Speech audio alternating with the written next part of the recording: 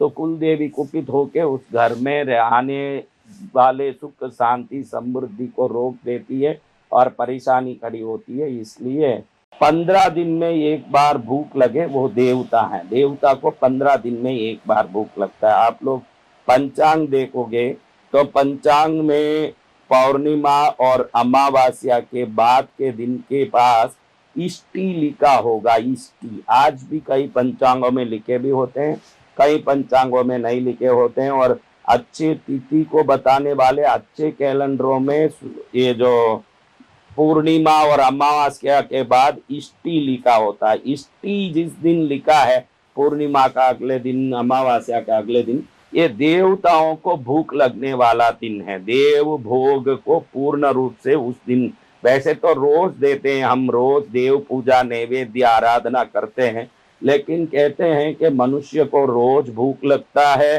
देवताओं को 15 दिन में एक बार भूख लगता है, और पितरों को महीने में एक दिन अमावस्या के दिन भूख लगता है। इसलिए पितरों को अमावस्या के दिन बलि देना, तर्पण, श्राद्ध, तिल होम, आप तिल होम कराते हो किसी नदी किनारे तो बहुत लाभकारी है। स्वधा देवी सीधे ही उस हवन की ऊर्जा को, उस भोग को पितरों तक पहुंचाती है। जिनका नाम लेके आपने ये कर्म करवाया उन तक पहुंचाएगी, क्योंकि तिल होम, तर्पण, श्राद्ध, त्रिपिंडी श्राद्ध आदि हम लोग हमारे पितरों के मरण तिथि पर जो हम करवाते हैं इसको तिथि देना कहते हैं।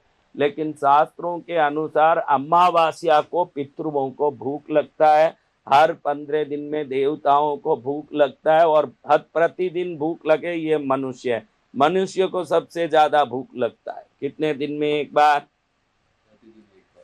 रोज रोज भूख लगे, एक बार नहीं, रात में भी 2 बजे देखते हैं ऑनलाइन में मंगा दिया, स्विगी में हेलो नूडल्स भेजिए, और ऑनलाइन में मंगा के खाने लगे। कब भूख लगेगी? देवताओं को 15 दिन में एक बार भूख लगता है और पितरों को महीने में एक बार भूख लगता है। ये अगर ध्यान रख के हर महीने में एक बार भूख लगने वाले पितरों को महीने महीने अमावस्या को तर्पण अपने हाथ से ही कर सकते हैं। बहुत सरल क्रिया है। अगर आप अपने हाथ से महीने में एक बार तर्पण करते हो तो पितृ तृप्त होते हैं, और जब पितृ तृप्त होते हैं तो घर के किए हुए कुल देवता साधना, पूजा, आराधना, भक्ति फल देने लगती है और विभिन्न लाभ करने लगती है। इसलिए कुल देवता की सेवा का फल प्राप्त करना हो तो भी पितृ देवताओं की प्रसन्नता जरूरी है। नहीं तो वे जाके कुल देवी को शिकायत कर देते हैं कि मेरा ये लोग ध्यान नहीं दे रहे हैं, तब कुल देवी नाराज हो जाती है, तो हमारे पूजा का फल देती नहीं है। क्योंकि पितृ कई लंबे समय से कुल देवी की पूजा करके उनके कृपा प्राप्त किए होते हैं, तो जब उनको भोग नहीं मिलता है, उनको भोजन नहीं मिलता है, तो वो कुल देवी को ही जाके शिकायत करते हैं कि हे माता, हमने जब जीवित काल में आपकी इतनी सेवा पूजा की, आज हमारे संतान ना तो आपके ढंग से सेवा पूजा कर रहे हैं, ना हमारे भूख के समय में हमको कुछ तिल पानी दे पा रहे हैं, ऐसे हमारे संतान को रख के हम क्या करें, ऐसे रो के फरियाद करते हैं।